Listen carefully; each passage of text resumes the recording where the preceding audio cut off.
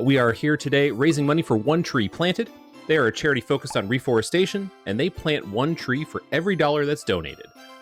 Now, we've got a treat for you. We've got NickRPGreen running Klonoa 2, Lunatea's Veil. Nick, the floor is yours. Thank you very much. Hello, I'm NickRPGreen. I was here on Friday with Metal Gear Solid 3. Now for something completely different, not even in the same spectrum as a Metal Gear Solid game. This is Klonoa 2, Lunatea's Veil. It's the first speedrun I ever learnt. I've been speedrunning this for a little over 10 years, although this particular version came out in July last year as a remaster that came to PC, Switch, and all the consoles. And a godsend no longer having to play this on PS2. I'm not alone. I've brought along a friend with me from the Klonoa speedrunning community. Say hi, Neil. Hello. My name is Neil Legend. I do run this game as well. So we're going to kick off, but before we do, we had an incentive for a costume.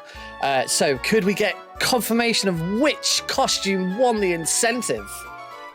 Looks like we're going to be rolling on in with the Princess Hat.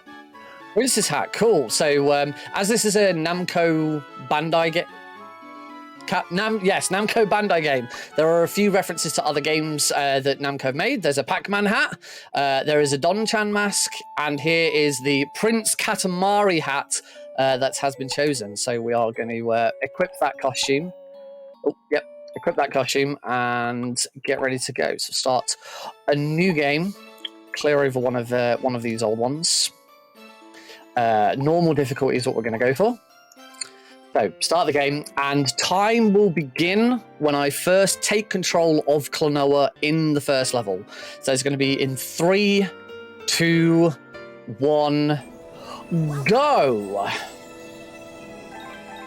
Alrighty, so Klonoa 2 Lunatea's Veil, as the name implies, is the sequel to Klonoa 1, Klonoa Daughter Phantomile. That was originally released on the PlayStation 1. Klonoa 2, originally released in 2001 on the PlayStation 2. But as I said in the intro there, we are playing the Fantasy Reverie remaster, not a remake. It is, we believe, using the original PS2 source code, because almost all of the glitches that work in the PlayStation 2 version work in this version as well. And I'd say it's an absolute delight to be able to play this on PC on a modern system rather than having to hook up a PlayStation 2 to a capture card, because Klonoa 2 on the PS2 has some issues with refresh rate and frame rate, which are very irritating. So it's been an absolute blast this last year getting back into Klonoa and playing this version. We're in the opening level, Sea of Tears, and you'll notice there's a little doggy that's sort of following me around. Neil, do you want to take our viewers through what's going on here? Yes, I would be glad to do that. Yes, so the little doggy character that Nick is referring to, his name is Popka, and he is actually going to be a very crucial component in the speedrun because he provides us with a support jump.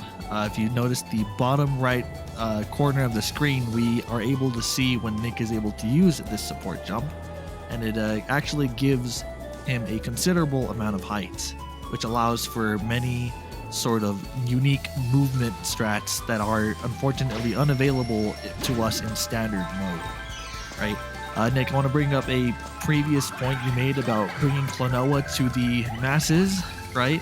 In this new remake form. Not only is it just convenient to not have to connect everything here using, PS2 backwards compatible PS3, but I feel like it's really neat that this game was released last year because it's bringing Klonoa to a brand new audience. Indeed. Klonoa 1 is also bundled into this, so the Klonoa Fantasy Reverie series. You get two games for the price of one. You get the remaster of Klonoa 1 and the remaster of Klonoa 2. Klonoa 1 is going to be showcased at SGDQ this year by a runner called Mr. Shasta. I'm going to be on the commentary couch for his run. Admittedly, I have never completed a full run of Klonoa 1, so I'm going to be making sure I get that done in the next few weeks. That was Bagagee's Island that we just visited. Bagagee is always a cutscene, as it's not actually a level. We're going to head off into the second level, La Lakusha, and what La Lakusha demonstrates straight off the bat is just the wonderful elements that this game has in terms of art and music direction. It's all lifted directly from the PS2 version. You know, the music is the same, the art style is the same, and it lends itself so well to this sort of crisp HD design that we now have, and the game just looks gorgeous as a result. I'm sure you will agree. I do actually have to agree. Not only very similar in terms of presentation, but the highlights and some of the texture work definitely is more modern to what you would normally expect for platforming games of this current generation, right? No longer are we talking about lower resolutions. We're talking about full-blown 1080p HD. Not only that, it's accessible on various current-gen consoles and newer-gen consoles, right? Like the PS5, Xbox One, and Nintendo Switch, right? But yes, this level starts to actually bring things up a bit. Nick actually mentioned this earlier, but you get a better sense of scope in terms of the levels that are to come, with La Lakusha being one of the larger levels. Sea of Tears was just a shorter introduction, but this game really starts to show its size here. It can abuse the 2.5D nature of the game with the support jump there. That's the first of many abuses of the 2.5D angle that we're going to see. Klonoa was kind of a dark horse on the PlayStation 2.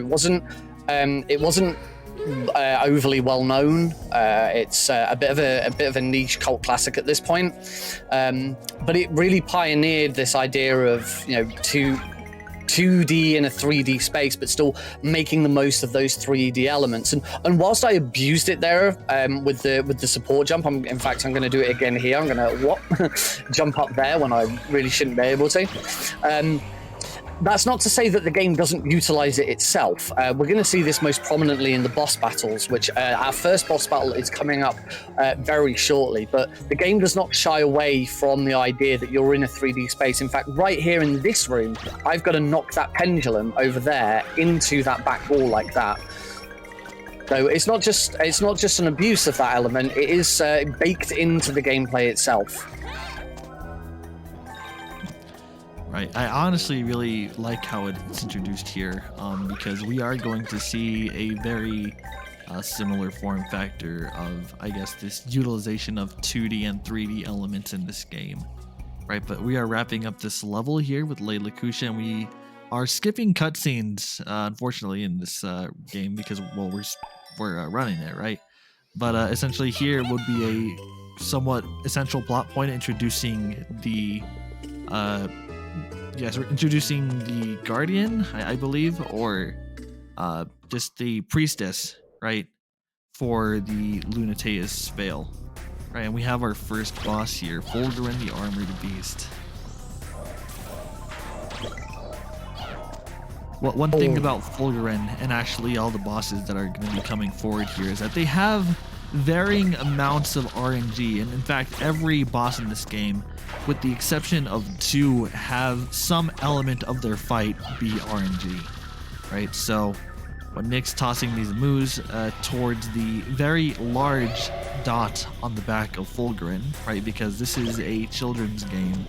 Massive glowing weak spots. Yes. Right, it's just he's throwing it there. It does a little spin, but those moo spawns are always random. They change every time you load into the level. So getting a really fast clear here is all up to RNG. And last shot, and that is Fulgurine defeated. Only one missed shot, wasn't too bad. Had better, had worse. Nah. Klonoa gets to show off his Prince hat quite nicely in that shot. There is our main antagonist for the game. That was Leorina with her accompanying cat Tat. Tat is going to be the sort of main character of this next section that we go into. So we've had all these really nice, lush temple-like areas. We're going to quickly head back to Bagaji for him to tell us where to go next. And where we're going to go next is to the Kingdom of Joliant, which is the Kingdom of Joy, the Kingdom of Fun, the Kingdom of Adventure, and water slides. We're going to go on a big water slide next. And what happens here, we're going to go into another cutscene level. In this cutscene, the element that we got from ringing a bell earlier, I would explain the elements, it's not really worth it, is going to get stolen by Tat.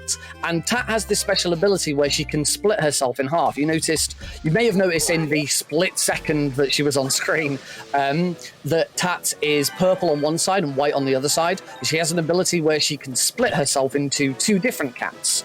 A purple cat and a white cat. So she has stolen the element, split herself into two, and the two different portions of Tat have run off into different areas of the park. One ran off into the fun park itself, and the other ran off into the jungle slider, which is where we are right now. As the player, you get the choice of which level you do first. I always do jungle slider first. It doesn't matter which level you do first, the other Tat always has the elements. So at the end of this, Klonoa will grab Tat, and Tat will be like, haha, you got the wrong one. My other half has got the element. Right, and actually, it's good to try to enjoy this element of choice that the game gives you. It's not, it's the little things. It doesn't really give you many of these options later in the game, right? So there's only two moments where you get given the choice of which level to do first, and that's all it is. It's just a choice of which level do you do first. There are minor dialogue changes as well. Depending on the levels that you decide to do first. I think particularly here, it's a bit form factored like differently if you were to clear the fun part first, which is the other level that follows this one, right? But yeah, just minor details aside, you really start to notice that this being our first slider level, the environments here are just very lush. Like all the wildlife that's here in the Joliant area, right? Very, very large level in terms of size, but in terms of how we clear it, just Klonoa just kind of zooms on this wind board that he's acquired at the beginning. It's really neat because he is playing on normal. He can't just damage through everything. There is a element of dodging things, right?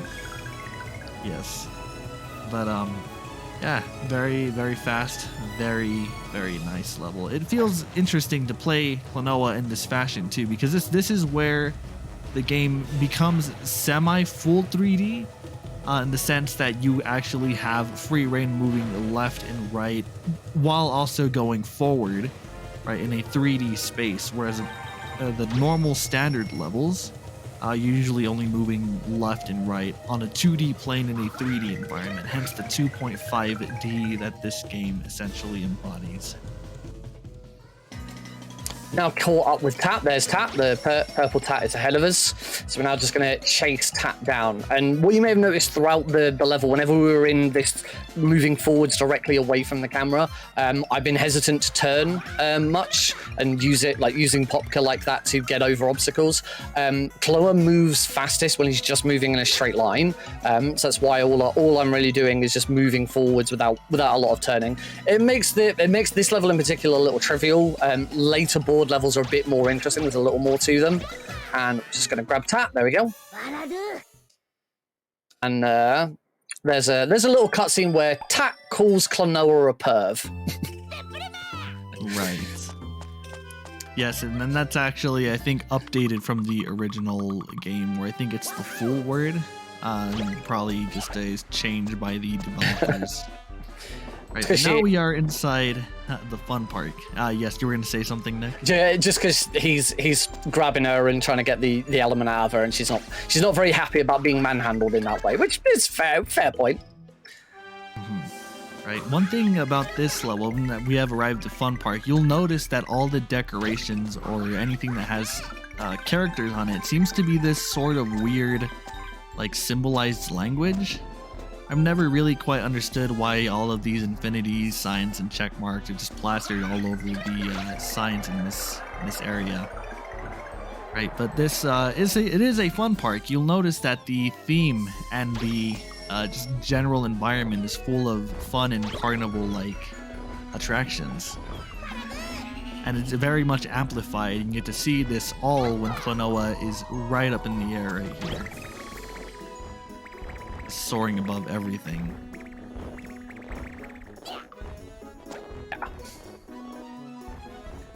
You may have already kind of determined one of the main hooks with this game is the use of enemies. Klonoa himself only has 2 moves, three if you include Popka's support jump. Tat there thinks she's been really clever by breaking the bridge, but actually that speeds us up because we can just use Popka to jump through there. All Klonoa can do is jump and fire. Those are the only 2 moves that Klonoa has in his arsenal. So jump and fire. We fire a wind bullet.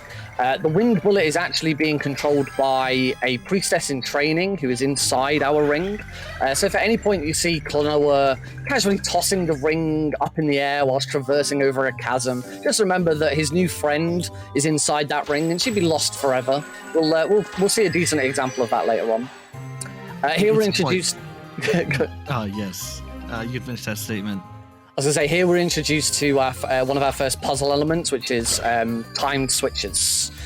We have to activate all 3 switches at the same time. This is a puzzle we're going to see throughout the game going forwards. Right. Yes. I'm going to bring back that earlier point. One character trait about Lolo is that she always seems to be portrayed as very clumsy. You kind of think that maybe it's a result of, just adventuring with Klonoa and being moved all over the place. Right. She's in the physical form, but she also has the ability to be absorbed into the ring because she's essentially a part of the ring. Right. First game actually has this same concept with a different character. Their name is Hupo.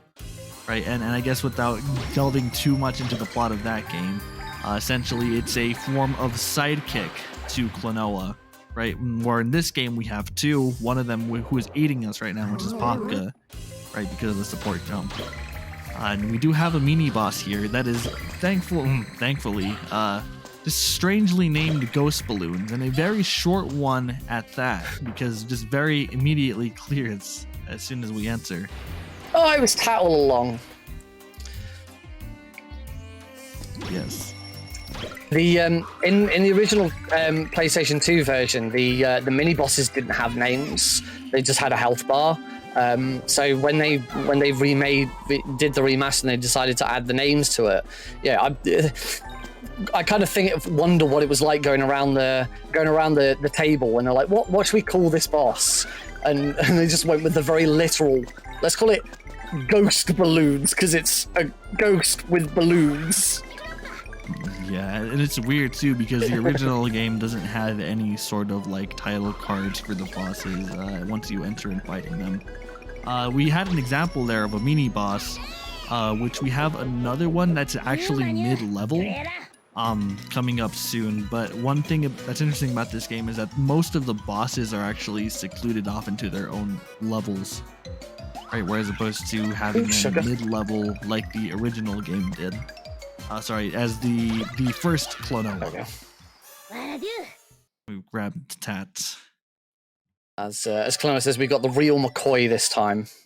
So we now have the elements that Tat stole from us. So we're going to go and try and ring the bell. You see the big bell tower there in the on the world map over in Joliant Plaza. But there's a boss waiting for us. This is Leptio the Flower Clown, who is hilarious. As he makes the most wonderful of noises. This is one of Nick's favorite bosses. One of my favorite and least favorite bosses at the same time. As a character, I love him because he makes all these really wonderful noises. But the boss fight itself can be very punishing if things go wrong. I'm here already. I'm not getting very good RNG with where these moves are spawning. That's better. There we go. Going to be trying for a very specific trick here. I want to try and grab this move just as it's about to despawn. Got it. So you'll notice the other perfect trick. The other move disappeared, and this one's supposed to as well. So it just means I can speed this phase up a little bit. I've got to wait for the next moves to spawn. There we go. Because if you try and if you try and hit Leptio there before the other moves spawn, they don't spawn, and you then can't do a follow-up hit. So that's a really nice time save there to get that right. So we're just going to repeat this again for phase 2. Right there, it's been a really good fight. I'll say. It just happens so quickly that you don't get a chance to notice everything in the background with all the colors and the silhouettes of all the characters and things that you've come across in your journey through Joliant. Yes, and that's actually one thing that I wanted to comment on earlier. So we've always pronounced it Joliant, but for whatever reason, I only realized this pretty recently. It's spelled Joylant in this game. And I don't even know if that's the same case for the original Lunates Vale. Right, but after we finish Joylant Plaza, we would have given access to the Nomad House. Unfortunately, we don't need to visit it for this any percent run, but essentially there's a showsman there that talks to you about these collectible, in-game collectibles that you would normally be collecting for completing the game 100%. They are called Moment dolls. We don't have to worry about these dolls in this category since it's any percent, but there's a specific category called All Visions where they are a crucial component because they unlock 2 extra visions at the end of the game. Right, so now we're venturing into the next kingdom, and this kingdom is of very stark contrast to Joyland. I'm now going to start calling it Joyland because you're right. It does just say Joyland, not Joliant. I've always said Joliant. I don't know why. This is the kingdom of Volk, and Volk is the kingdom of war, of violence, of sewers. We're in a sewer right now. We're going to spend a lot of time in this sewer. And I say it's a very stark difference to what we've just seen with such bright and inviting colors of Joyland, and now we head here into this dark, grimy area, and it's accompanied by this absolutely beautiful jazz theme, which I'm going to just be quiet for a minute so you can just enjoy listening to it.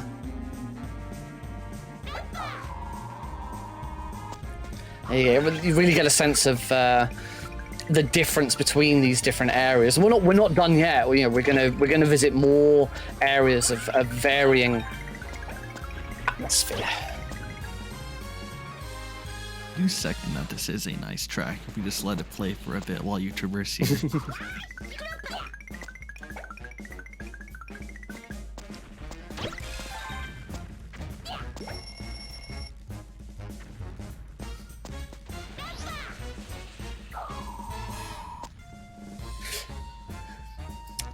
So as you can see, we are sort of heading through the center of town. Our journey right here, we went to the city hall first, and we discovered that Liarina has built a machine which she is using to try and replicate our own ring. She wants to ring the bells and get the elements for herself, which would be a very bad thing because she is not pure of heart, and she will bring havoc and devastation upon the world, probably. So our journey right now, this was the second moment where we had an option of which level we wanted to do first. We are heading through the city to get to the city's power plant to shut off the power so that Liarina's machine will shut down. There's one power plant here in the city, and there is one in the underground factory, which is the level we will be going to after this one. There's an interesting thing about that poster that you just ran by. I always saw them as the Pringles man, but just the Volk version of them. Right, but yes, you see that this is an area essentially where I'm not sure if we actually explained this earlier. Volk is a kingdom or a just area of general discord. Right, everything's on fire, and they're always constantly at war with each other. It's very stark in contrast to where we were previously in Joyland. Yes, Joyland. It's just so weird to like just see it.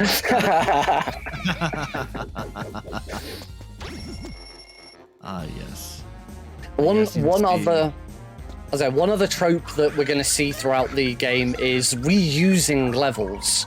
The game does a very good job of recycling levels, making you run through them again, but making enough significant change so they don't feel like you're just running through the same level again. They feel like something new. This is the first level that we are going to revisit. Other levels we're going to revisit we have already done. We will be going back to Lalakusha. We'll be going back to the very first level, the Sea of Tears. But this level that we're in now, Volk City, is the first level that we will then backtrack to in just a couple of levels' time. So keep an eye on sort of the environments, and you'll very quickly notice differences. There'll be one really big, massive, glaringly obvious difference when we redo this level. But I won't spoil it just yet. Oh yes, it is going to be very, very interesting. I was going to say, one thing that always struck me very odd about this level is that the backgrounds are just essentially like this pastel sort of crafted skybox, which is, it's not necessarily a bad thing, but it's something to note in terms of like, while this game certainly has many sort of building environments within the immediate area, everything following this area seems to just be sort of simulated as opposed to just completely modeled. Not a traditional skybox is what I'm trying to say.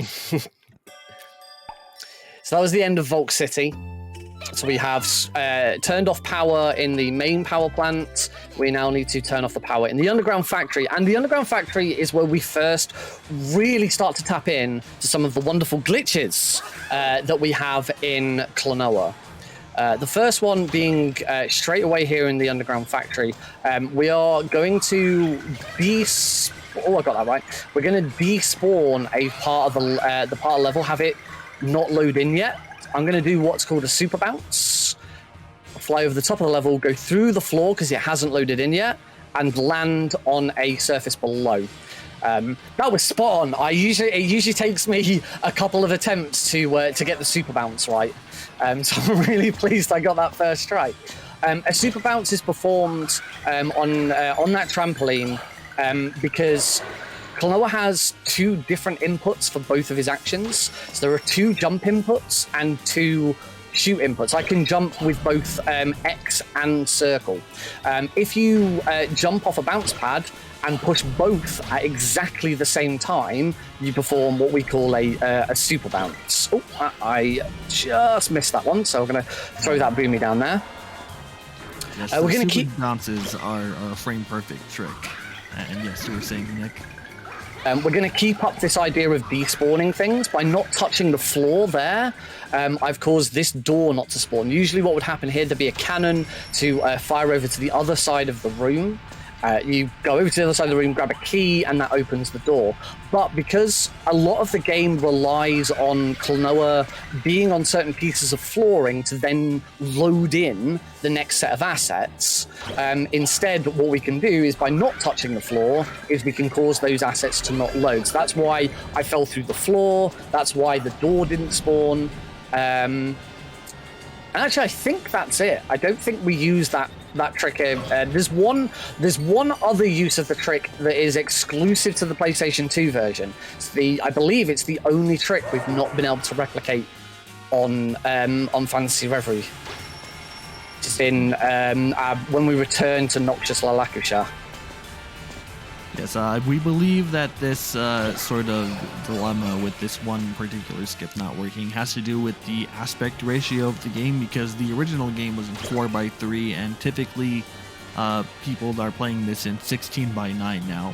Nick just did a moo clip right there, just squeezing the moo under the pipe there. Typically, you're not allowed to squeeze moos under pipes, but with a very specific movement and jiggling back and forth, you can actually squeeze them under there. It has that particular use case, and there's another one, sort of micro optimization in a future level. But yes, now we are going into this pipe. I did mention another category that's available for this game called All Visions, and there's a very interesting story about this one section. I'm never gonna let it go. You're never gonna let it go. Yes, so we're talking about the Momet dolls. There's one Momet doll at the end of this section that's just floating and just wanting to be grabbed. But for whatever reason, you can just miss it. There we go. And if you miss it, yes, he just got it because I'm talking about the Momet doll. You missed that, and you have to reach set level to be able to try to get it again if you're doing it on your first visit. But we do have a mini boss now here, the Super Tap Bot. Very gross RNG here with the bopping heads, and also the very uncomfortable feeling you get just seeing them jump up and down in there. Right? That was pretty good. Yeah, it was a fast tap bot. Now we are under the factory. In this sort of lava everywhere. Yes. Just because we're on support mode, we use Popka to just completely ignore the area and just go up, make our own way through. Right, and one interesting thing here is that you can actually despawn things unintentionally, like that cannon up there that Nick is going to use to relocate to the other side of this room. I've been unfortunate to despawn it in my own runs, but yes, it goes to show that not despawning everything isn't always in the benefit of the player. Specifically to items and assets that you actually use. Before I started jumping up onto the platforms, I went a certain distance over to the left, as that's what causes that cannon to spawn. And yeah, if you get to the top of it and the cannon's not there, you got to go all the way back down and redo it. It's a bit of a pain. But that's the end of Underground Factory. We're going to fly over to the exit gate. And switch off the power. So we can now go back to the town hall and switch off the arena's machine, and everything will be fine and dandy, right? There's not gonna be anything waiting for us there, is there? I don't believe so. It doesn't sound like a boss fight. Vault call. Oh wait, it's a boss fight. This is the Mobile Tank Biscash. This is one boss in the game that doesn't have any RNG, thankfully. And a very unique fighting style. We have to throw moves down from above it. So just keep doing this throughout. Phase 1, very, very simple. We just keep repeating this over and over again. One more hit. There's an optimization here in the end. I wonder if Nick's gonna go for it. I'm gonna attempt it. Let's see if I can do this. Oh, you missed it. Yeah, so I think you were just trying to toss the Moo just directly into the target from that angle to take that hit. But yes, unfortunately, he did miss. It's a very tight optimization, but it does save, I believe, around 2 or 3 seconds. There we go. That's how it should look if you get it right. Yes. There we go, and that is the boss done. Wonderful. That's the last we'll see of him. And he's just completely destroyed. We don't just expect him to come back to life in any significant way. So, as I said earlier, there are levels that we repeat, but they have a bit of a unique twist to them. So we're now going to go back to Volk City, which has now been renamed to Vulcan Inferno. The reason for the Inferno is because you may have noticed on the world map that the power plants that we've been shutting down, one of them looked very much like a nuclear power plant. And shutting down the power to that is actually really dangerous. So now the whole city is going into meltdown. So as you can see, there is now fire everywhere. We can't just slide down this slide that we did earlier. We got to wait precariously on this floating platform. And our job here is to travel back to the power source and get it switched back on in order to avert a catastrophe. Thankfully, the game doesn't place any form of pressure on you getting to the actual nuclear factory setting there. No, we don't. You wouldn't think, right? We don't have any sort of. There's no sort of timer or anything like that to say you've got to get there in this amount of time. And that's something they do use timers later on in the game for things. But yeah, it still seems a little. We're still relatively free to go at our own leisurely pace to switch this power back on. There's no sense of urgency. We need some sort of urgency to get us through. I wonder what that could be. Oh, the tank's not dead and now it's chasing us! Run! Oh! Here's menacing. Here's the sense of urgency that we requested.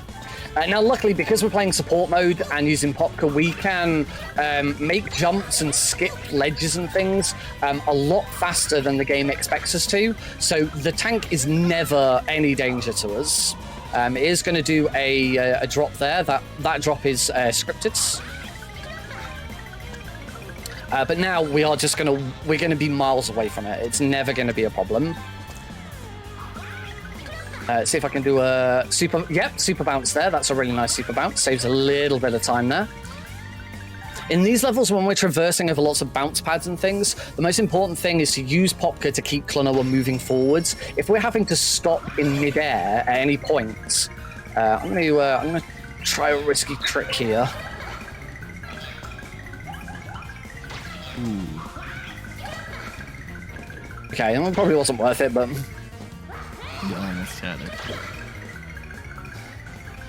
Not having to wait for that platform saves you a little bit of time, but it is risky because I'm now only on 1 health, but that should be fine. Oh, I'm on 1 health again because I messed up just getting over a basic enemy. Yeah, that enemy is just so awkwardly placed. It is. After that, spring pad you get on. Being on 1 health isn't a problem in the game because there's 3 difficulty levels for Klonoa. The reason we play on normal as opposed to easy or hard is because the original PlayStation 2 version didn't have difficulty levels, and normal is akin to what the original PlayStation 2 version was. I keep getting away from this tank. Easy makes it significantly easier. The wind bullet that Klonoa fires out of the ring extends to a much greater distance, which actually provides a difficulty exclusive skip in easy. And also his health goes up to 15. You'll see I've got 3 hearts, and every time I take a hit, I lose 1 heart. In easy, he has 5 hearts, and every time he takes a hit, he loses a third of it. So he has 15 health in easy, which isn't actually as helpful as you might think, because there are some times where we want to take deliberate deaths. Dying in easy is slow, not to mention the increased health, but the increased amount of iframes that you get after taking damage. Here. Yes, here it's pretty. You can take damage back to back pretty quickly, but on easy there is a considerable amount of time for Klonoa to recover after taking damage, which makes things like deliberate deaths very, very slow. On the flip side, also I think the only other difference with easy is the bosses are significantly quicker to kill. They don't have as much health. Or they take more damage or something along those lines. I've just noticed that I have still only got 1 health here, so I do need to play this a little safer than maybe I normally would. Let's grab that heart. There we go. So the difference with hard, on the other hand, is you only start... Oh, I'm going to have to wait for him to bounce, because again, I've only got 1 health. With hards, the wind bullet and things they're all the same. The iframes after taking damage are the same, but the difference is you only have 1 heart. You 1 hit and you take a death in hard mode. The other difference is you only start with 1 life. You can get more lives by finding secret lives throughout or collecting 100 dreamstones, the little green gems that we've been collecting. But you only start with 1 of them, so it's a little bit of a riskier run. I have run it. It's an interesting category. It is painful, particularly if you do run out of lives. A lot of the time, because there are deliberate deaths, that run involves going out of your way a little bit to get extra dream stones, to get a batch of lives prepared, so that when you get to the section where you're needing to be taking deliberate deaths, you have the lives to actually do it. We're done in the Kingdom of Volk. We're now going to go over to the Kingdom of Mirror, which is across this huge, vast lake. And to get there, we need to. We're going to take a mode of transportation called Ishra's Ark. It's a giant bird boat, essentially. It's very elegant too, because with its sheer size comes its own intrusive environment, or like own inner environment. You just see. Surrounding us, there's a lot of buildings, a lot of enemies for us to kind of interact with and use to our advantage. Also, I saw you went for that little optimization to jump up on top of that wood piece and skip a trampoline. Speaking of skips, I believe we are going to be seeing one here pretty soon, right, Nick? Indeed, my favourite skip of the game is quite a significant one. We're going to be skipping an engine. The whole premise of this level is there are 3 different engines. We have to go and power them all on, and then activate a switch to then activate the propellers. What we're going to be doing is... I don't need that one. What we're going to be doing instead is skipping the first engine and going straight to the switch. It's easier to explain when we're actually there and see it. It uses some damage abuse, and it is a Popka exclusive trick. That is true. This little enemy that I'm carrying now is called a Lakuri, and it's the main puzzle element of this level. And it kind of speaks for itself. Every time you hit an enemy with it, it changes color, and you use that to get through different barriers. But here's the trick.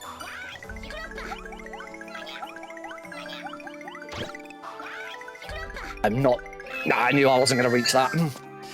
Usually takes a couple of attempts. Yeah, that's got it. It is easier on the second time round. And then from there, we can get up here early and hit the switch. Two attempts is good. 2 attempts is what usually takes for me to get that trick right. So that was really neat. So what's supposed to happen is we would have grabbed the key, we'd have gone back to the door that was locked earlier. There we would power on the engine. And by powering on the engine, that little platform that I jumped from and then jumped back to would start spinning around in a circle, and that would allow us to get up to that switch. So by doing that, we've just completely skipped the first engine. Now, our next locked door is just to my left there, and I do have a key. Unfortunately, keys are coded to the doors that they unlock, so we can't use this key to unlock that door. The game doesn't think we should have a key at this point. It would be very confused trying to open that door with that key, because we should have already used it. So now that we've got the correct key, we can head down, and we're actually going to now head into another engine. On this difficulty and on hard, it's only... Actually, on hard, you can't skip any engines because that trick that we just did required damage abuse, and on hard, you only have 1 health, so you can't do that trick on hard, which is a shame, because I say it's my favorite trick in the game. On easy, you can skip the 3rd engine, but you can't on normal.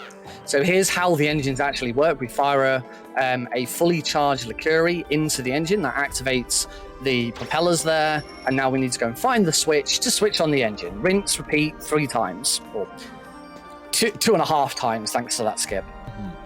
Right, and it's interesting too, with the mention of the key earlier, it's good to note that the developers likely considered this sort of thing happening, maybe unintentionally, because if there were some sort of attempted opening with that key that we had, it would most likely result in a game crash in any other scenario, right? So essentially the game is saying things like, hey, this player has a key that was meant to be used in an earlier door. But we don't want them to open this door. Let's be greedy and not let them open that door. Right? Yeah. That's engine 2 done. We're now going to head over to the 3rd and final engine. Gonna use Popka to again completely ignore some of the puzzle mechanics in here, and head over to area 3. Now I hope you've liked the look of this level, because this is the last level that we are going to revisit again. In what is probably the game's most impressive level, I would say. Isra's Ark returned, but that'll be coming up in a little while. In a very little while, or sorry, in a quote unquote little while. We've got a big chunk in the game to see before we get there, but it's sort of a foresight or interesting thing to mention to kind of look forward to here. But this isn't our only visit to Isra's Ark. At this point in the game, we're about halfway through. Yeah, so this is the turning point, or the Act 2, or the entrance of Act 2. Right there, where Nick tried to do there was something that's part of the easy set of skips. Because of the extended wind bullet, you can actually grab that moo in the background and use them to hop up to hit the last switch in clearing the level. But unfortunately, it's unavailable to us on the normal difficulty, so we have to do another lap around and actually activate the engine as intended. I believe that's the only easy exclusive trick in the game. I haven't actually ran easy. I've ran normal and hard, but I've never ran easy. I really should give it a go just to get on the board at some point. Yes. So we're going to be activating this last engine and then making our way back round again in order to finish the level. So as all we're doing is some more backtracking here. Now's probably a really good time to pass it on over to our wonderful host in case you have any messages or donations you'd like to convey to our viewers. Well, thank you so much, Nick. Just want to remind people what we're here to do, and that is to raise money for One Tree Planted. They are a charity focused on reforestation, and for every dollar donated, they will plant a tree. They want to make it simple for anyone to help the environment by planting trees. So together, we can all restore forests, we can create habitats for biodiversity, we can make a positive social impact around the world, and they're a hell of a charity. 92.7 million trees in more than 80 countries around the globe since 2014. So keep that money coming in, and let's get some more trees planted, shall we? As you can probably imagine, Klonoa would be a big advocate for trees. I mean, just look at the greenery in this. This is completely man-made, or whatever these creatures are called, Lunatian-made structure, but it's still lush with greenery. Very much an environmentally friendly game. Whether the development of the game was environmentally friendly, I couldn't comment on. Yeah, and I was gonna say, we usually know Klonoa as Klonoa of the Wind, right? When you think of these large open plains, so many greens. In fact, the intro of the first game has Klonoa walking through a forest that is filled with trees. You can just imagine that this sort of environment would be very welcoming to him. We join now our second slider level of the game. This is the Mountains of Mirror Mirror. It's a relatively chilled out level because it's snowing. It's chilled because snow. Yeah. And what this level does have is one of the best music tracks in the entire game. It's called the Wahoo Stomp. It is sung in Phantomilian, which is the game's language. And because the characters speak in Phantomilian and there are English subtitles, there was a community effort a number of years ago to translate Phantomilian. As a result, this song, the lyrics, does have an English translation. I think it's I think the literal translation is stepping wind, but it is commonly referred to as the Wahoo Stomp. So it is one of the favorite tracks of mine getting here. Some people think it's overrated, but I honestly really like getting to this part of the game just to hear the music. As a kid, this was the level that me and my brother would just repeat over and over again, have lots of fun with. On the subject of family, I'm gonna give a shout out to the person I always give a shout out to whenever I do this run at a marathon. I'm gonna give a big shout out to my mum. Because as a kid, when my family bought its first PS2, my dad wanted it for the DVD player, me and my brother wanted it to play games, and of course, what did every PS2 come with? It came with a demo disc, and Klonoa 2 was on our demo disc. It included the first couple of, about the first 2/3 of Sea of Tears and the first 2/3 of Jungle Slider, until the demo ceremoniously just ends. And it was actually my mum who really enjoyed playing the demo, and she was the one who bought the game. I don't think she ever completed it, but she played a decent chunk of it, and that was the reason I got into Klonoa. I loved it as a kid, and then when it came to learning my first speedrun, about 11 years ago now, I thought, what game could I learn? And I decided to go with Klonoa because it was a game I played a lot of. I played it to completion many times over, and I've never looked back. So thanks, Mum! It's very nice for you to share that with the audience here, these memories you have with your mom playing the game. And speaking of memories, we got a little neat level here called Maze of Memories, so that's an interesting segue. You notice everything in here is just completely artsy and fancy. One of the more unique levels in this game. Whenever I see a setting like this, I usually think of Klonoa 2. The Maze of Memories. Very, very MC Escher inspired, as you can see. And a very, very puzzle heavy level. We've gone from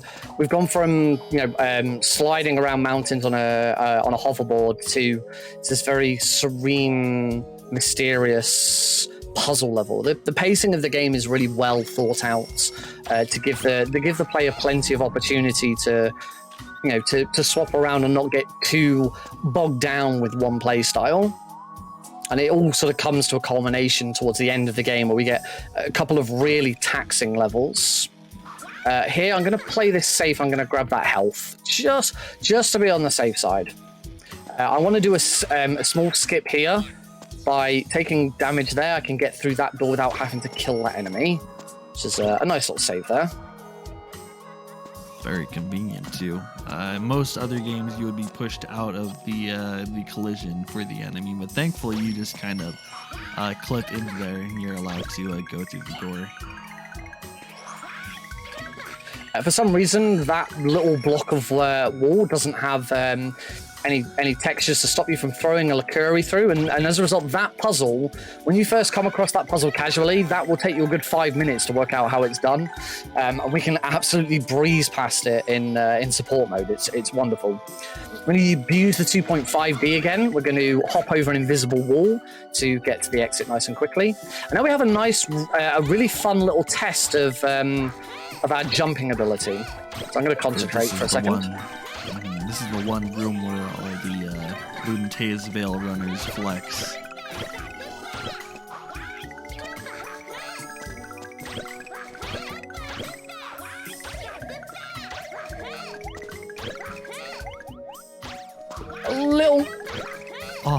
Little messy at the end there, but I got it.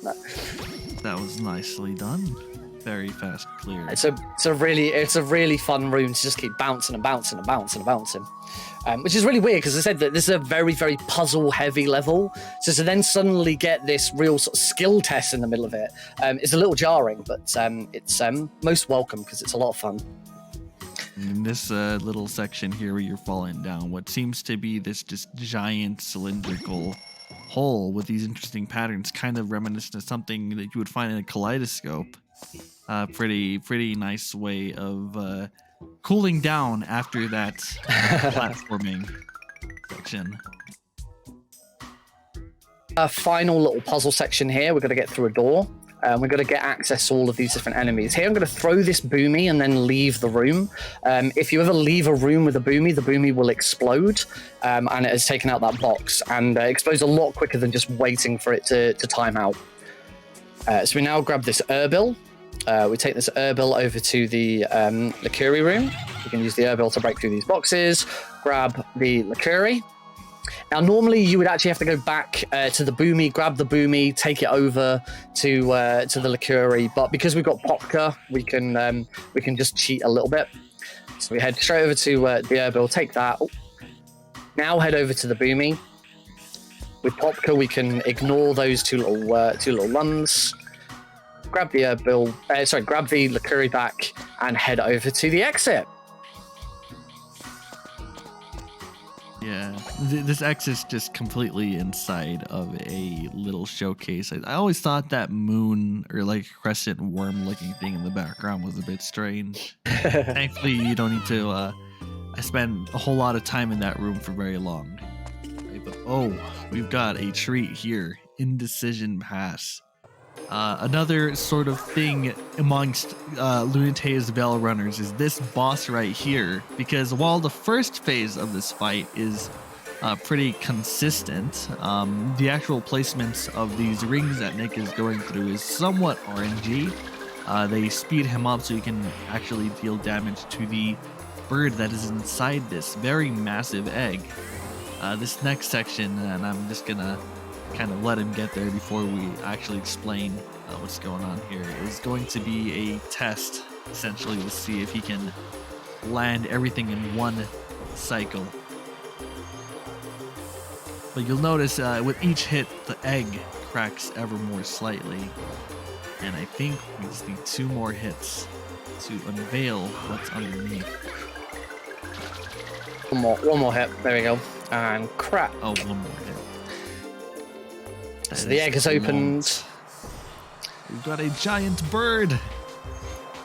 And I will concentrate and let Neil explain this, but Yes, you see he's sliding backwards. One thing I didn't realize until several playthroughs of this game is that his head is at the very top. Originally, I thought that this was his backside, but this is the cycle. Can he get all 5 moves?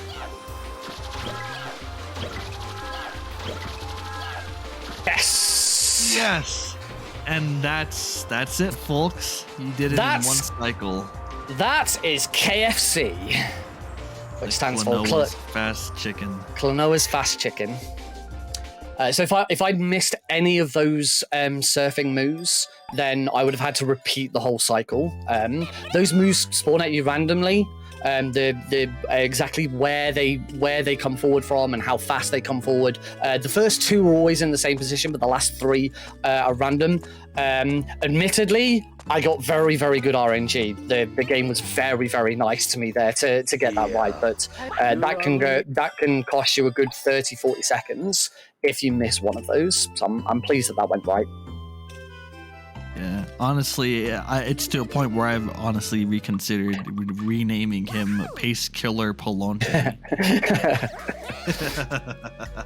But hey, we are back in Le Lacusha, but not all is as it seems. We are now in a toxified Le Lacusha, and everything is purple. No longer are we seeing very lush waterfalls and clear waters. We are seeing what looks to be grape soda coming down. It's not grape soda, but it's very toxic waste coming down there. And we have a very interesting mechanic here where Klonoa only has a certain amount of oxygen to carry with him into this toxic environment. So we got to keep moving here so that he can breathe at these little statues that are placed along the path. And so he won't die. So the reason why we've returned here, but it's all purple and horrible, is the bell that was being guarded by Polonte. Unfortunately, we got there a little too late, and Leorina got there first and rang the bell. So she's now been given a dark element, I think. I can't remember if they're different elements. And the world has reacted badly to this because, as I say, her intent in this world is not pure and special. It is evil and dark. And I say the world has reacted badly to that.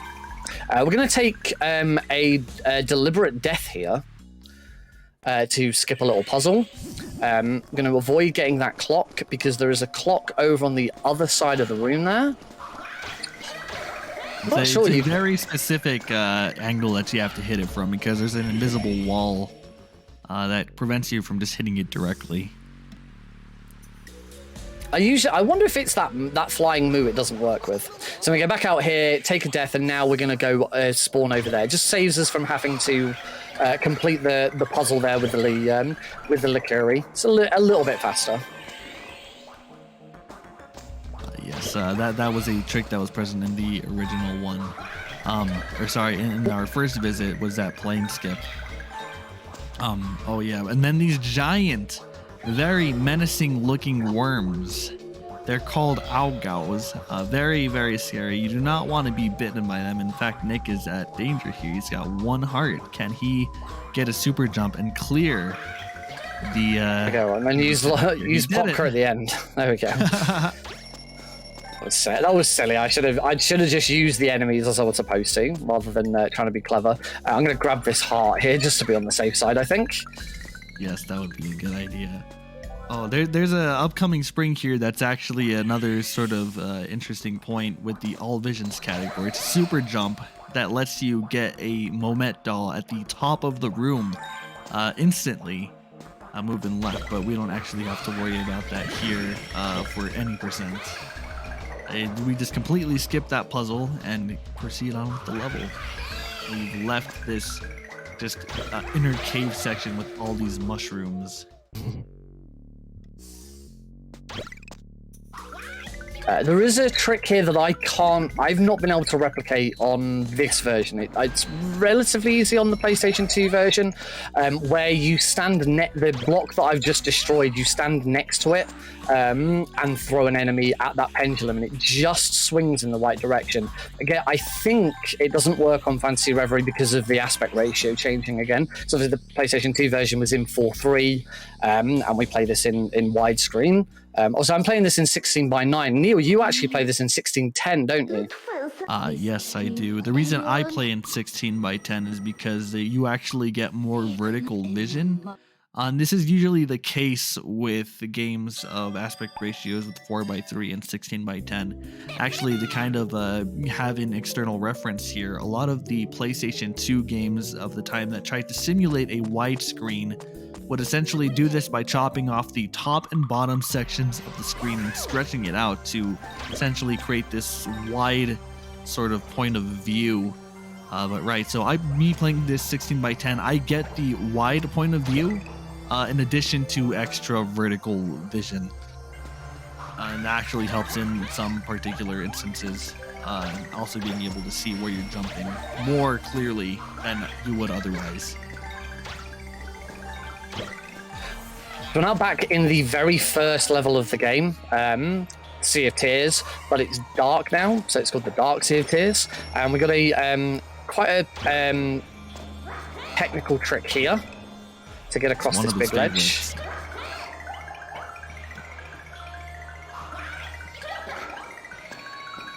First try, yes. Let's go.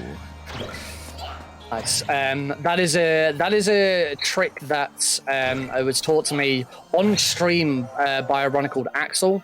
That's the first trick that I've ever been taught on screen just by a viewer. It wasn't a friend or anything like that. Just a viewer who was watching, and he helped me learn that trick on stream, which was really nice of him. He wasn't a friend at the time. I consider him a friend now. We've spoken a few times. You should check him out. He runs games like Neo and other. I don't think he runs Sekiro, but games like that. Yeah. In any case, it's always nice to have, a second pair of eyes kind of looking out for you, right? Absolutely. For me, streaming and speedrunning go hand in hand. That was not an intentional death. Just got knocked into the water by that move. It's certainly not intentional. I think that's my first unintentional death of the run. There's usually one. I believe so. Yes, there's a bit of a small optimization you can do with the death warp there that is intentional by hitting that clock with a move from a distance and then jumping into the water.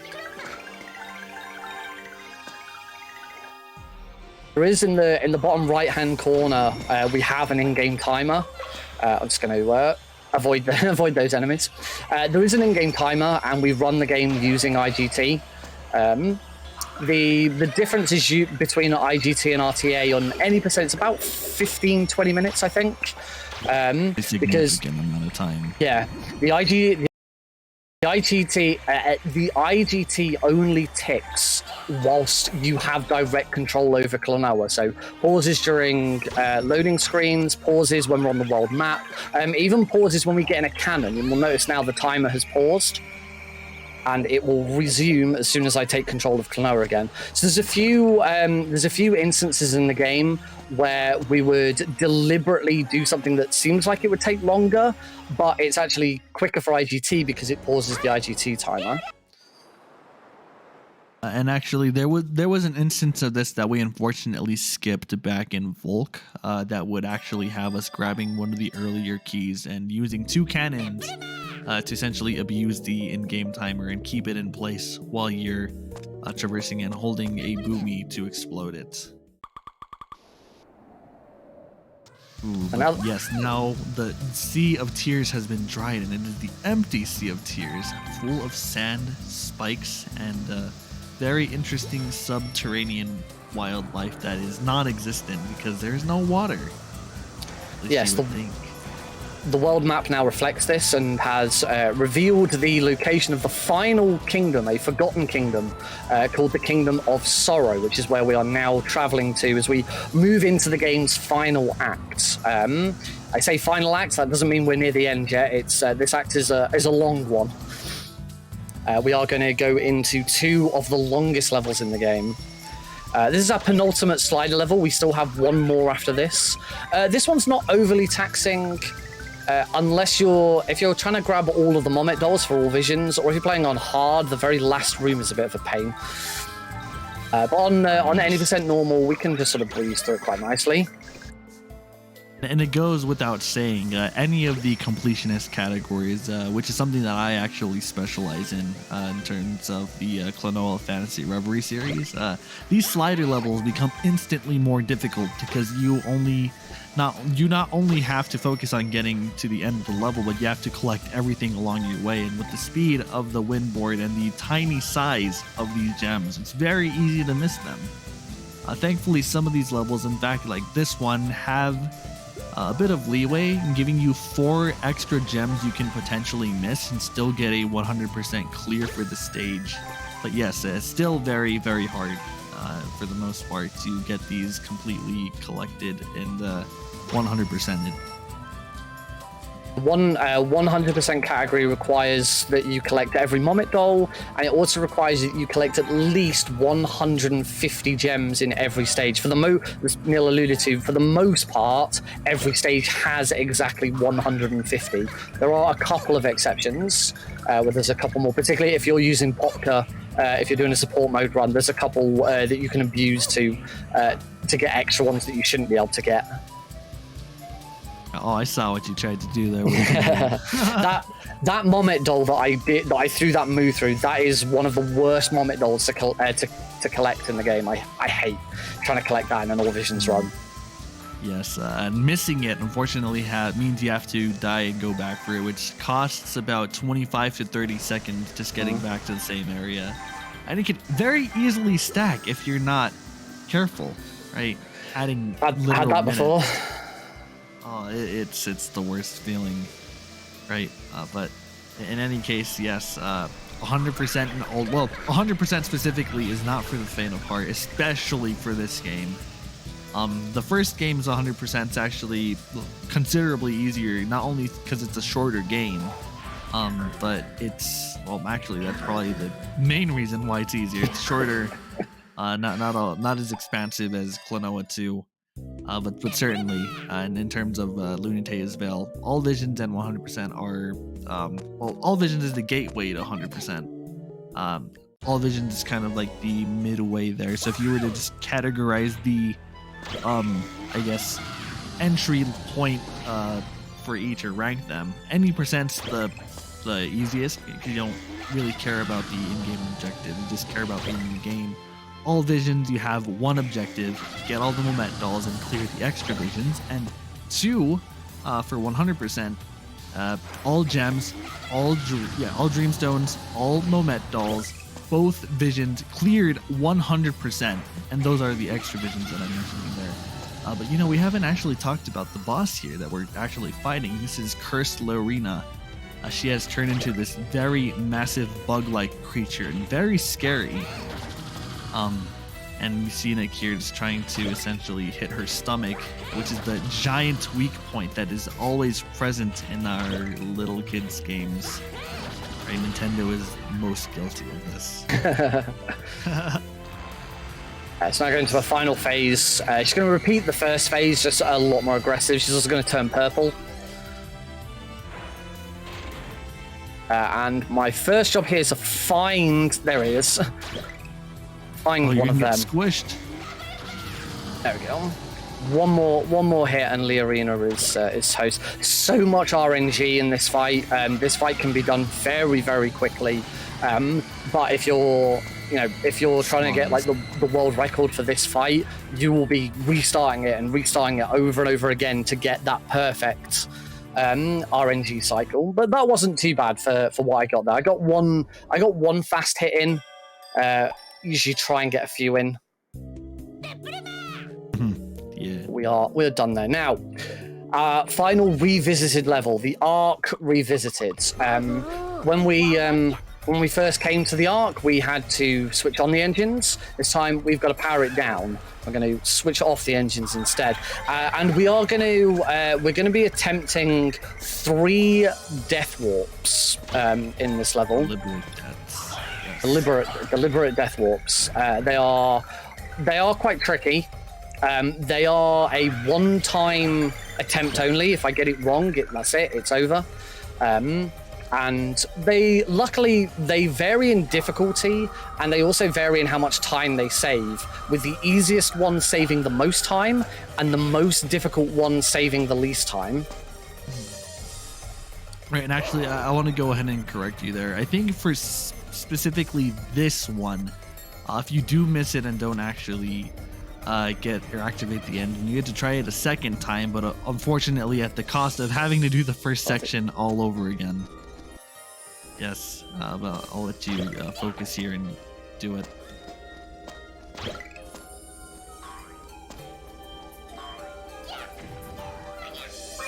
No, way too slow. That's not worked. So what I tried to do there, you'll notice that I threw a boomy into the engine, and we now have an exploding bomb timer above us. So the whole thing's going to explode, and we just need to get outside before it explodes. The trick... Oh, if I can get around that bit before we go up.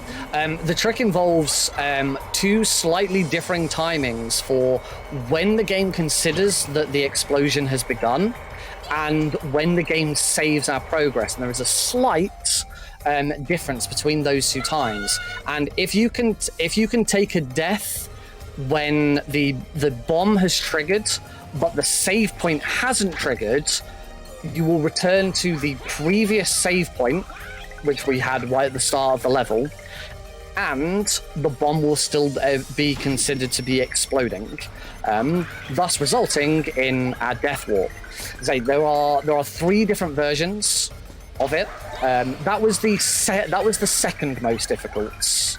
The second one is the most difficult one. As you can see, it does mean that it is a one-time thing only.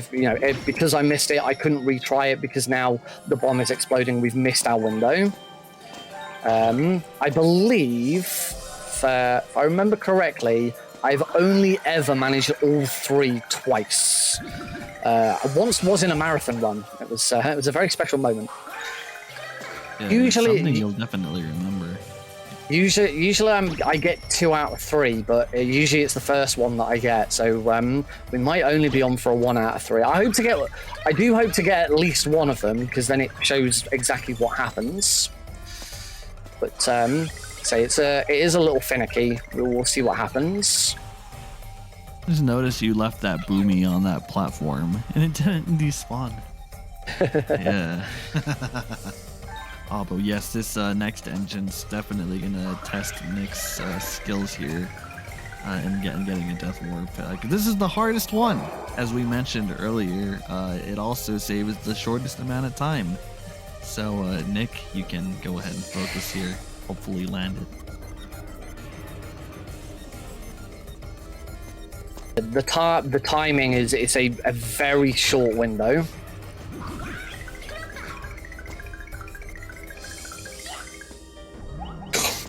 helps if I actually throw the boom into the hole. Oh yeah.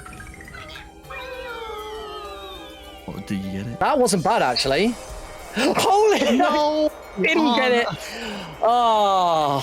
Oh yeah. That must have been so close. Yeah. If it was only ever slightly more raised, you probably would have gotten it. Luckily, to get outside here, it's not a long trip at all. So fingers crossed for the third one. In fact, I think there's like even a setup for the third one where you just stand in a specific spot, toss, and then hold left. You also have to be mindful of the cycles below, but it'll be pretty apparent once we actually get to the third engine. But here we have this just one section that we're on top of a plane. Mind you, Klonoa is just completely grounded on it. He's not being affected by the wind that is very fast, not pushing him off of the plane. Right? This is physics. This is gravity. Right? This is the game logic. Right? He doesn't need to be strapped down. He doesn't need a seatbelt. He can just stand on top of the. He can stand on top of the plane. He's not gonna fall anywhere. And you also gotta look at these moves just floating in place too. We don't get to use Popka here. You see, there's a big fat X on his face there. You're gonna say, Nick?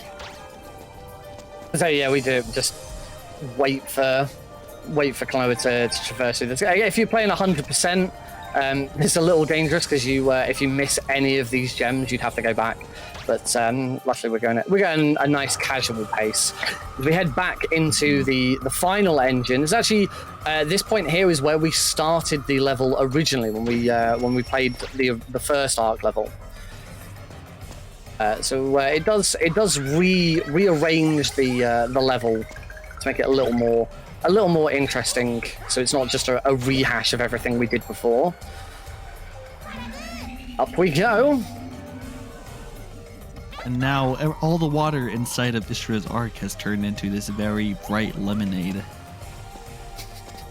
It's kind of going with this theme of tropics. So one thing we didn't mention earlier was the fruits that were coming out of the sort of Jolly Rancher obstacles you were tossing on the plane section there. I was like just randomly having fruit in there. Or it's like lemons, limes, just something citrusy. And it's interesting that this next section has like yellow waters, right? It's just like lemonade. I mean, I mentioned grape soda earlier too in Noxus Layla. I was gonna say something about Volk having chocolate milk in the sewers, but that is not chocolate milk. Do not drink that. No, don't drink that.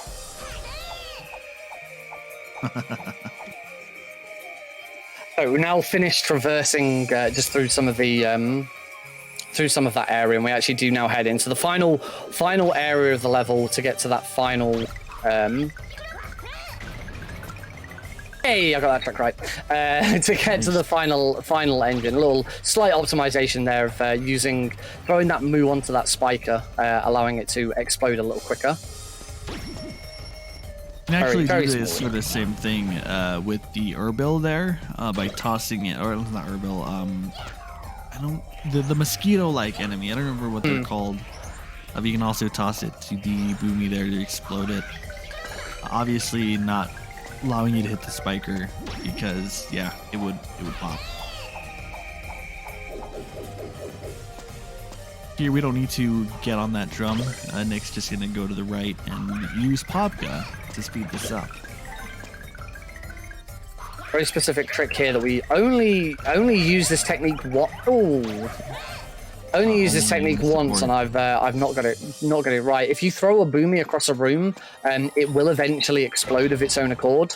And the idea there is you're supposed to throw the boomy at a certain point so that it explodes just as it's about to hit the block there. But because we don't hit the block, then I wanted to try and grab that without grabbing the heart, and I just made a meal of it. Grab that checkpoint there. That's going to be our final checkpoint that we're going to try and death warp back to. It's our final attempt at a death warp. Come on, I gotta get one of them right. Yes, let's do it.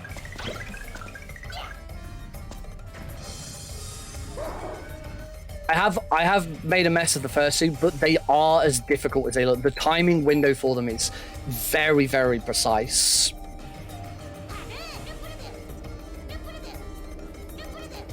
I hesitate to use the term frame perfect because nothing that's ever described as frame perfect usually is. But it is, let's say, very, very tight. That looked good.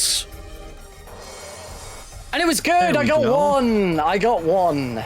And so it was the last one. Go inside, go outside, and that's the level completed. Woohoo! Wahoo! 1 out of 3 is okay. It's usually the average, but yes, still good to land. We'll now move into the final kingdom, the Kingdom of Sorrow. This is our final traditional side-scrolling level. It is a very long level. It's not quite as long as the level we just did, although it does feel like it at times. As you can see, that it's a very somber atmosphere. It should be. It's called the Kingdom of Sorrow, and the idea of the game and the idea of the Kingdom of Sorrow here is that the people of Lunatia have forgotten about the Kingdom of Sorrow, and they've forgotten that it's okay to be sad sometimes. It's a really good sort of teaching tool about emotions and allowing yourself to express yourselves. It's in society we're often not encouraged to cry, or sort of misogynistic ideas of men don't cry. No, it's okay to cry. It's okay to be sad, and bottling up those emotions is bad. It's important that you express yourself, and that's what this game's message with this kind of is towards the end. Right, and then I'm going to add on to that. A lot of people have kind of come to the idea that this is actually Klonoa's own repressed sadness, given the events of the first game. Because there are various elements present in this level that are calling attention to the first game's events, not only through the music with having several leitmotifs that come from Door to Phantomile, but also just the scenery in the background. There's actually one enemy that is unique to this stage that is nowhere else in the whole game, and that is the Tetons, those green sort of spinning enemies. Those are from Klonoa 1, and then another one is the Salaza, which is the lizard-like enemy that throws boomerangs. Right, very strong and convincing point to believe that this is essentially Klonoa's, repressed thoughts, right? And in the same sense, of talking in regards to the emotions, right, and recognizing that it is okay to be sad. It's also, very good to teach this lesson, especially to the target audience of this game at the time. But in all honesty, it's just a good message all around for anybody, of all ages. And this is the enemy I was referring to. That's the boomerang guy. It's one of the game's most endearing qualities. It's a reason why, even I first bought this game back in 2001. I've been playing this game now for maths time, 22 years, and it's still it still sort of hits me in the feels every now and again, even after all that time.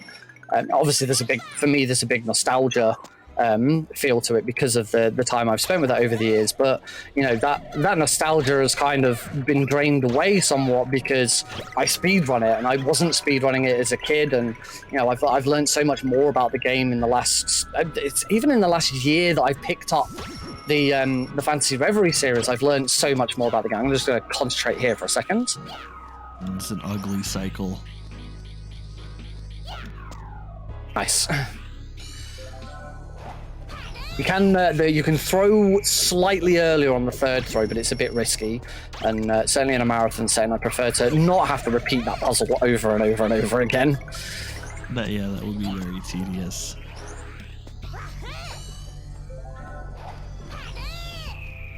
We go through to our last little weird liqueur-y throwing exercise. Pop one down there. That was weird. Nice save. That was a nice save. That was not intended. So we'll try that again. That's better. There we go. Got there eventually. Some extra lives are always good. And this is one part of this level that I just completely dread, because for 40 seconds you're essentially just traveling on this one little red ball and occasionally jumping to avoid spikers, but definitely drawn out. But at the same time, it lets you take in the surrounding atmosphere. You see all the clouds and the architecture in this level, and it's just very, very, leaves you feeling very very I don't know, what would you describe this as? Like, I'm having hard, I guess that's a good calming for me. The loading times on the PS2 version are a lot longer. The other advantage of the Fantasy Reverie series is that we're playing on PC, and PC obviously has a lot of tools that we can use. I use a tool called Rewazda to redefine my controls. We never actually explained this, but on the original PS2 version, actually on this version natively, Popka is actually controlled with the second controller. So on the PS2 version, you would have to plug in a second controller. You push the start button at the start of every level to bring Popka out, and then hit square to make him throw Klonoa up in the air. Now, thanks to the power of the power of the PC and me being able to use Rewazda, I have everything assigned to one controller, so I don't have to use two controllers at the same time. But whenever I ran the PS2 version, I used to have one controller on my desk, and I used to have to sort of awkwardly position my little finger over the top of it, ready to push the buttons that I needed to push to activate Popka. And with the loading times going on a lot longer, this run for me was an hour and 50 minutes on PS2. It's significantly shorter now. Quick skip here. 1, 2, 3. Another final little abuse of the 2.5D. I love that skip. Yes. Coming back to what you were saying, though, having to run this with using two controllers at the same time for an hour and 45 minutes, it adds a lot of strain. I would get a lot of strain on my hands. It was not pleasant. And whenever I got to this level, and particularly with the music, it's this sort of really sort of endearing, come on, keep going, you're almost there, just keep plodding. And it's a really appropriate atmosphere and feeling that you get out of this final level. There is a trick available in this room where we wrap around to the end of the level, but it's a trick that I usually waste more time trying to get right than save when I do get it right. So I'm not going to attempt it, because we'll probably be here for a while. And we are very, very rapidly approaching the end of the game now. This is the final room of this level. We've got one slider level to go, and then we are going to face off against the final boss. As we are in a kingdom, every kingdom has to have a king. or a queen, or a queen. You know, you could it could also be a queen, or both. Or neither, I don't know. Does a kingdom have to have a king? But this kingdom does have a king. We are going to face off against the King of Sorrow. But before that, we've got to get to him. Yes, and then we've got our final slider level coming up here, the Forgotten Path.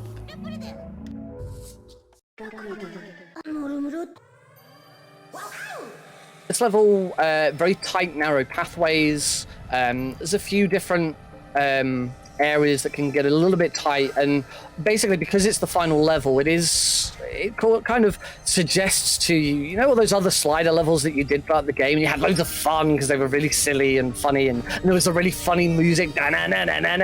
You were paying attention and actually, you know, doing well with those levels and being skillful, because this level's now going to test those skills that you may have been ignoring all that time. But for the most part, it is a pretty straightforward level. So this is a good opportunity to give our wonderful host one last opportunity for any more messages as we come to the end of this run. Thank you so much. I just want to once again remind everybody that we are here raising money for One Tree Planted. It looks like so far we have raised how much? $645 towards the cause. So that's 645 trees have been planted thanks to all of you out there in chat. I know that our goal for the marathon is to hit 1,000, and I'd love to see that happen. Yeah, just again, keep watching, keep donating, keep those trees coming.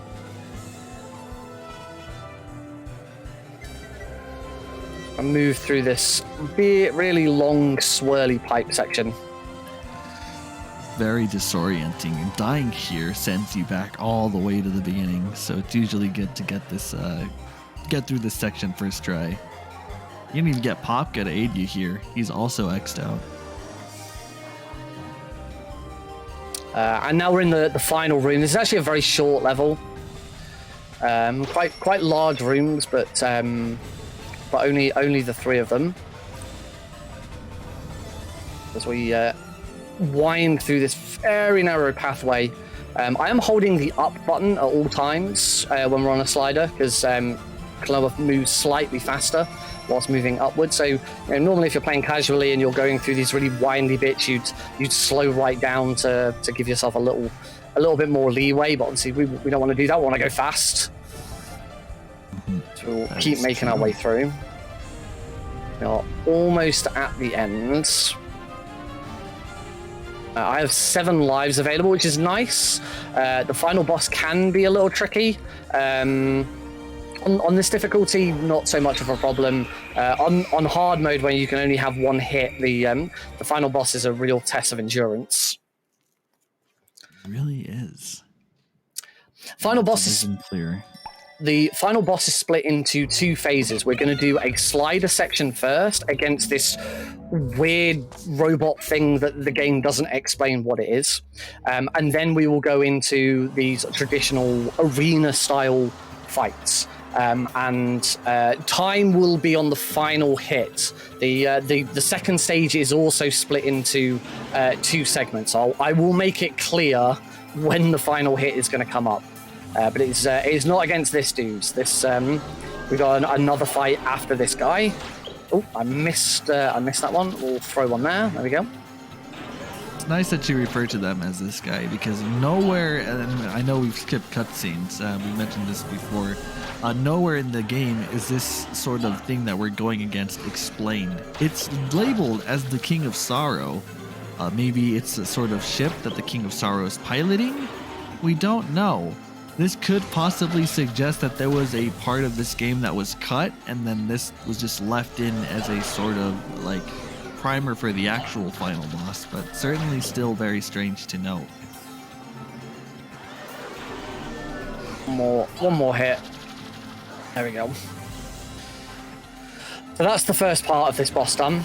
And now we're actually going to go and see the King of Sorrow himself and have ourselves a grand final showdown. I do only have 1 health remaining, so what I'm actually going to do, just for safety, is I'm going to take a deliberate...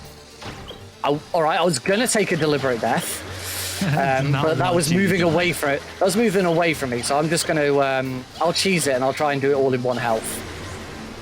That's the first half of the fight. That was really fast. And we are now at the final stages of this boss. So the last hit will be time. That was mistimed. So we're going to destroy these things. Final hit. When I hit this, it's time. And time. Let's go.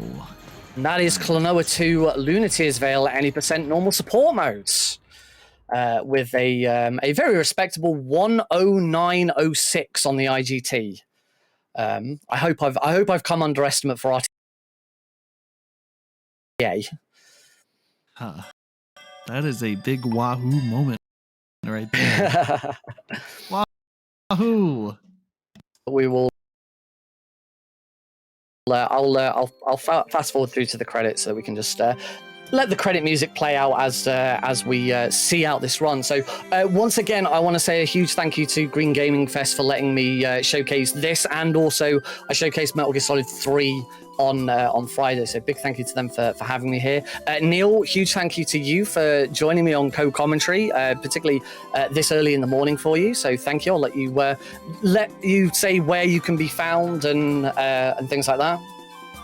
Yes, I'm glad I was able to be a part of this event. I stayed up all night for it. But yes, where you can find me, I also stream Klonoa, Lunateer's Veil, and Door to Phantomile on my Twitch page at NeilLegendVT, also uploading my previous runs on YouTube at NeilLegend. So definitely go ahead and check me out if you want to see some more Klonoa runs. And if you are big into Klonoa runs, you want to see Klonoa 1. Klonoa 1 is being ran at Summer Games Done Quick. I will be on the commentary couch for that run, which has been performed by Mr. Shasta. So definitely want to check out. I will also be running this next Sunday as part of my own 24-hour fundraising stream to raise some funds for me to get to SGDQ. So come check me out, twitch.tv/NickRPGreen. Same on YouTube, same on Twitter. NickRPGreen, you'll find me in any of those locations. So again, thank you very much for having us, letting us showcase this wonderful game, and do hope some people will check it out. I will hand it back to our wonderful host to see us out. Well, thank you very much to the both of you for that awesome run. Speaking of Metal Gear, that's what's coming up next. We've got Metal Gear Solid 2 being run, so stick around through the break and we will be back with that. Just another note, this is the last of it for me for the marathon. I'm going to be handing my hosting duties over to the one and only Trivaria. So, once again, enjoy the intermission. Thank you so much for all of your donations, all of your comments, everybody in chat, all the runners, everybody. It's been an honor being here, and I look forward to seeing just how many trees we can get in our donations. Thanks, everyone. Have a great one.